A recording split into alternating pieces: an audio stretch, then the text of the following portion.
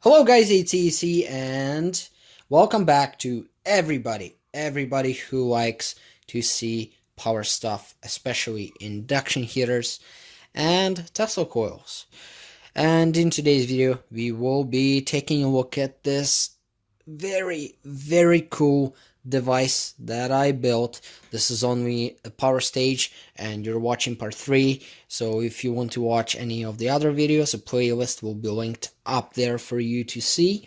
And in today's video we will be taking a look of what parts I have on this driver. Also, we will be taking a look at how it actually works, going over the topology that I'm using, and we'll do some testing in the end of the video. Let's get it started. Alright, so we are at 35 volts. I'm going to take a drill bit and short out the bus bars. Let's see what happens. Yeah, baby. So there is a lot of funny things happening, and remember, I do not know the real schematic for this. For all those that are asking for a schematic, I have no schematic at the moment. You guys have to realize that plans change every second, and I am adding and taking things out all the time, and I have a schematic in my head. Once this device is done, I will release a full video dedicated for schematic, the power stage and the driver, and I might have another video for a Tesla coil driver board for this. So just stay with me, because I'm telling you, I have no idea how this thing will perform, how it will work, what things we have to add, what we have to modify, and all that. So let's take baby steps, everybody with me. Let's take baby steps and go small things at the time, and really think about how it works and why it should work and how we want it to work, because all these three things are totally different things and they might not match, so we have to modify things on the way. So let's start with what we have currently right now, and then when we build the controller for this, the brains which will control the transistors and everything, the safeties, and once that is done, we can talk about the schematic. But for now, I'm sorry, but I just don't have one, as things change every day. So we will start with our power input. So right here I have some connectors I took from a audio power amp. So these are two lug connectors, and they have a hex screw here. They're soldered to this copper piece here, and then it's getting distributed all over the driver. So our neutral comes in. We have a neutral, hot, and ground. Ground is directly connected to the chassis. I went with this approach as it made the most sense for me. So we have our neutral comes in, so this wire right here, and that goes directly to the rectifier. And this is a 3-phase rectifier, 175 amp capable, industrial grade. This is a Fuji electric transistors, and a 3-phase rectifier. So then the neutral is very simple. It just comes from the input all the way to our rectifier. With our hot, things are a little bit different. So first, our hot goes to this fuse holder. Now currently I have a 30 amp fuse in here. It might change, of course, when we go ahead and hook this up to something like a 240 volt 40 amp receptacle. A 30 amp fuse makes sense, but for now it wouldn't be really doing anything, and I will have some outside breakers I will put in. And I did order a power analyzer meter, which will tell us watts. It will tell us our power factor, and it will tell us like kilowatt hours power consumption, that type of thing. So it's really cool, and when that comes in I will show you what it can do. So our hot comes in, goes through the fuse, then it comes out here, alright, then this wire goes to a contactor. Now this contactor, it's a 40 amp Eton, I believe, contactor. So the coil on here is 24 volts AC. So there's a lot of messing around that we have to do in order to drive this. I will need a 24 AC volt transformer, and I believe that will be all part of the power stage. Now you have to realize that this is not the final height, as there will be standoffs here guarding the power stage from all of the electronics. So there will be standoffs here. I will put in an aluminum plate where we can mount all of our circuit boards, sensors, and everything else. So this is not the final looks. This is only the power stage. So then we have this 100k ohm 10 watt resistor in here. Now because we have such a large capacitor bank here, we have an issue. So first, when I did my off-camera testing for the first time, when I gave it power, I actually tripped a 15 amp breaker in the panel, just because I pushed this contactor. The inrush is huge, because we have 5,500 microfarad capacitors. We have 8 of them. Now the way it works is we have 2 banks, right? You got 2 banks, and we have 2 in parallel, and then those 2 groups are in series. So this bank right here, because it's in series, it will be half of 5,500 microfarad capacity, but because we have them, no, it will be double. So this will be 11,000 microfarads, and this will be 11,000 microfarads. Now because we have them in series, that gives us 5,500 microfarads, 400 volt DC nominal voltage. We also have these bleed down resistors. I don't know what they are. They are 7k ohm. So we got 1, 2, 3, 4. So we got a 400 volt 5,000 microfarad bank here and there. So those are in parallel. So that gives us 11,000 microfarads of capacity to store our energy to start the resonance circuit. I don't know if this is necessary. Man, that looks sick when you have those on the side, so I just couldn't resist and I added them in. Everything about this is overkill, so might as well. So that's the capacitors. So we go through the contactor, and that goes directly to the rectifier. So that's how we get our DC bus. Now another thing for the fuse, as you can see, I have this neon light bulb in here.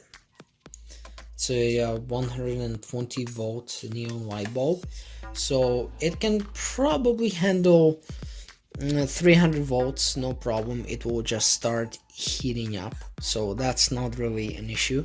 So that goes across the fuse. So if we ever lose the fuse, this light will indicate that we lost the fuse.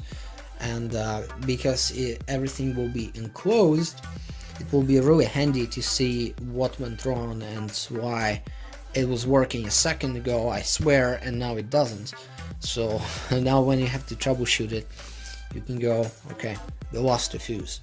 So either we have a short or we were just pulling too much power. So that is that. On our output from the rectifier, we got a couple things going on. First of all, we have these snubber capacitors here. So I have one directly on the rectifier for convenience, and then 2 more here. So these should deal with high frequency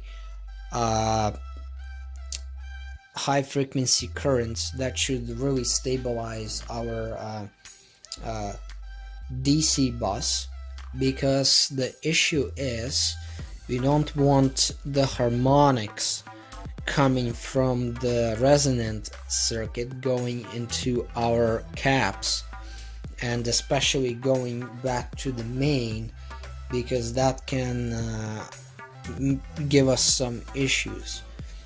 I was reading online, and there were a couple people that were saying that if you're not careful enough with the way you design your driver, whether or not it's a Tesla coil driver or an induction heater, if it's powerful enough, if you're not careful, if you induce high enough of harmonics going back to your main, you can actually either trip your house main breaker, in my case it's 150 amp, or worst case scenario, we can actually blow a fuse in the main transformer feeding couple houses. Now that will result some issues, plus I don't want police come to my house. I know it might sound silly, but when you're building something like this, you need to realize all of the dangers. Not only it can kill you, but it can also result in some illegal charges. So you need to be careful when you're building something like this. So we don't want anything going back to the main. We want clean power, good power factor on this, although it's a switch mode thing, so I would be happy if we get 50% power factor. That would be awesome, but we'll see. So yeah, we got some snubber caps, and that's where our DC caps are connected as well. That goes to a positive and a negative bus on our transistors. I chose solid copper, as we will be having high frequency currents in there, perhaps over 20 amps, and due to the skin effect phenomenon, we need some good surface area to carry the current, so that worked out great. And we have another neon light bulb to show if we have some lethal voltages on the terminals anywhere on the device, because when this is on, when you turn it off, this will indicate whether or not you have high voltage on your cap. So if you do want to touch it, I mean 80 volts will not cause you any damage if you touch it, but the issue is if you go higher, let's say you still have your mains connected and then you disconnected it, you'll have about 180 volts. Now 180 can cause some arcing and sparking on your finger, so we do not want any of that happening.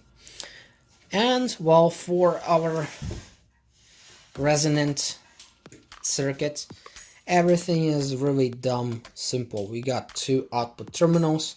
We're outputting high frequency AC in here, so this is our load, and it's missing some capacitance here, as it has to be an RLC circuit for this to actually work.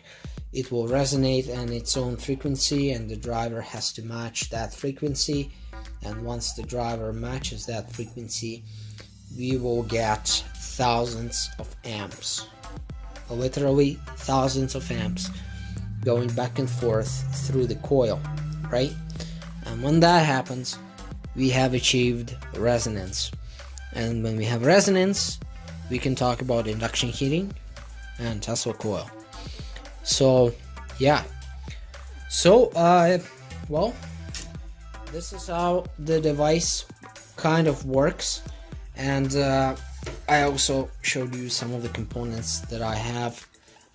These can change anytime, right? As It's a really early prototype which might become an actual device in the future. So yeah, let's go do some testing, shall we? Right, so as I had promised, we are going to do some testing. Now, this testing isn't something you have probably expected, because we have no circuitry to drive our power end, so all we can really do at the moment is give it power, see if anything pops, and we have to take extreme caution, as I had only turned this on once, and it was turned on using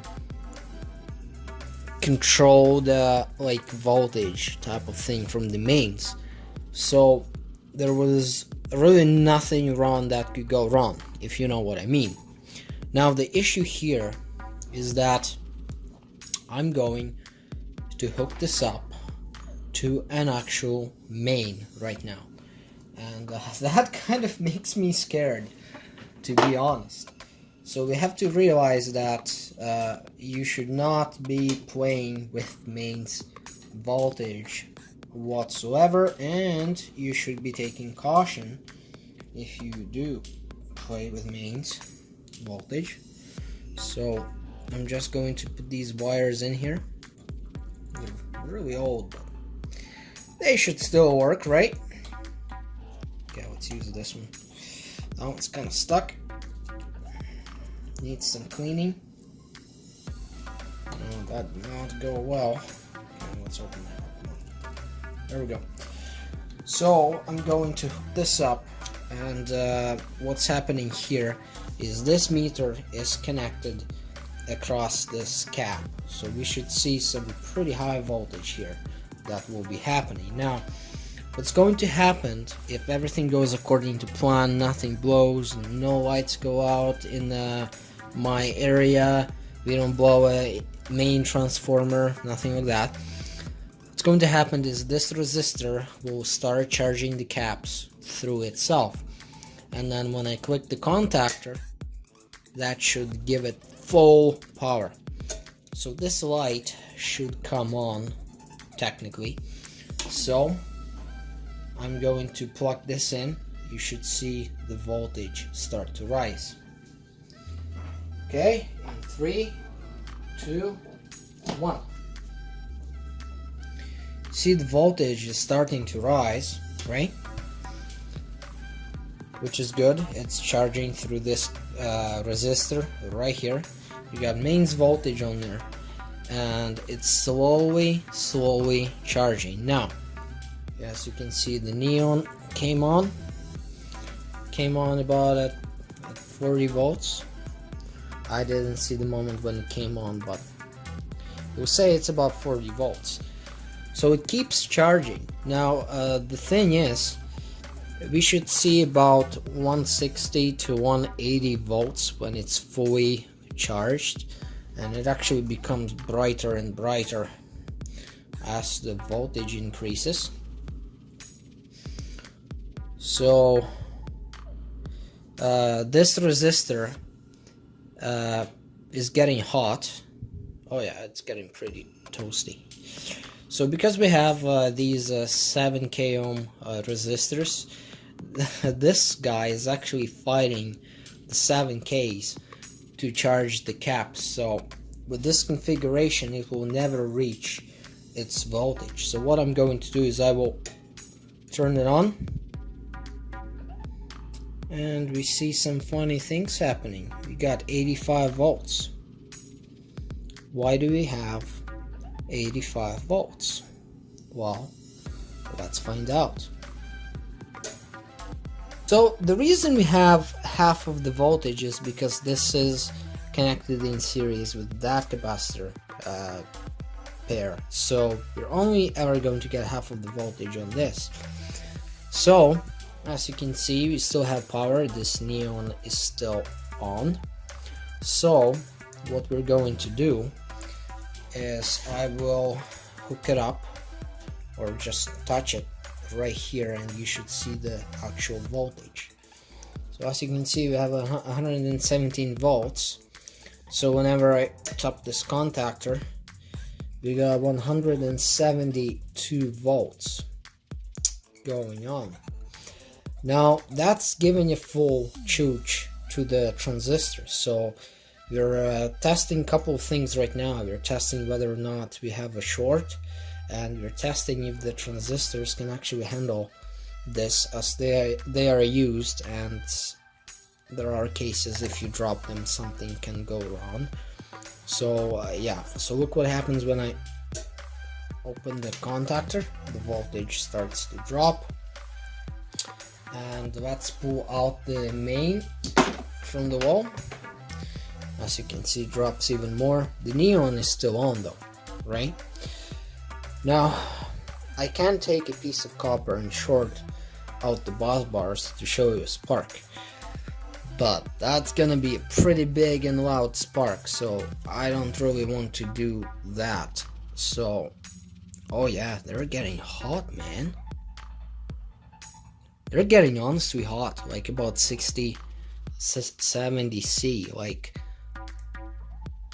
hot enough so I don't want to touch them.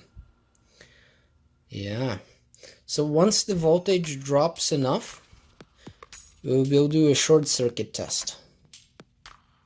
Alright, so we are at 35 volts. I'm going to take a drill bit and short out the bus bars. Let's see what happens. Yeah, baby. Saw that spark? Power. So guys, that's it for this video. If you liked it, don't forget to leave a like, perhaps subscribe. And yeah, I hope you liked it. It was really cool to film this as wait for the neon to come on. So it was really cool, as I have never done testing like this of this scale for such a device, and it's really cool to see something work like this. It's really a beast. You really realize how powerful this is only when you turn it on. So I can't really. Oh, rule number 1: do not touch mains stuff. That was really unexpected. I did not expect that. I was touching the table, which is not grounded, and then yeah, something funny happened. Anyway, yeah, I hope you liked it. It was really fun for me to make this. I really wanted to show you guys the possibilities of this thing. It's really hard to make something that would really be cool and dangerous at the same time, because there's so many things that are involved in the process. So yeah, I hope you stay tuned till the next video in these series. As always, there's a playlist for you to click on up there. You can watch all of the videos that are in the series, and yeah, let me know what you think. Again, no schematic at the moment. It will come out as soon as I have any reasonable magic done on this. So yeah, we'll get back to that in a couple weeks. So yeah, thanks for watching. I will see you in the next one. Stay tuned.